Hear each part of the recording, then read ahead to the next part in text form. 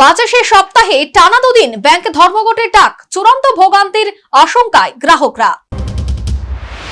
Indian bank অ্যাসোসিয়েশনের সঙ্গে United forum of banks ইউনিয়নের বৈঠক ভেস্তে গেল। তার জেরে আগামী 24 ও 25 মার্চ দেশ জুড়ে ধর্মঘটের সিদ্ধান্তে অনড় ব্যাংক কর্মী সংগঠনগুলির সদস্যরা। চলতি মাসের 22 তারিখ চতুর্থ শনিবার এবং 23 মার্চ রবিবার, তারপর 24 ও 25 মার্চ ধর্মঘটের ডাক। সব মিলিয়ে মোট 4 দিন টানা বন্ধ থাকতে পারে ব্যাংক। পরিষেবা পেতে চূড়ান্ত ভোগান্তির শিকার হতে হবে গ্রাহকদের। ইউনাইটেড ফোরাম অফ ব্যাংকস ইউনিয়নের তরফে জানানো হয়েছে, বৈঠকে কোনো রফা সূত্র বের হয়নি, তাই ধর্মঘটের সিদ্ধান্তে তারা অনড়। এদিকে আগামী 18 মার্চ কেন্দ্রীয় শ্রম কমিশনারের সঙ্গে আরেকটি বৈঠক রয়েছে। ওই বৈঠকে কি আলোচনা হয় সেদিকে তাকিয়ে প্রায় সকলে।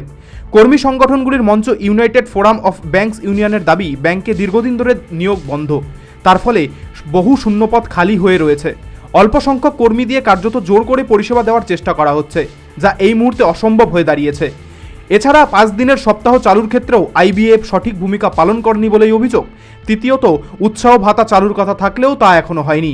এমনই একগুচ্ছ দাবিতে ব্যাংক কর্তৃপক্ষের সংগঠন ইন্ডিয়ান ব্যাংকস অ্যাসোসিয়েশনের বা আইবিএ কর্মীর সঙ্গে সংগঠনগুলি বৈঠকে বসে, যদিও সেই বৈঠক নিষ্ফলা হয়। আর তাই ধর্মঘটের সিদ্ধান্তে অনড় কর্মীরা। National bureau report, news vanguard.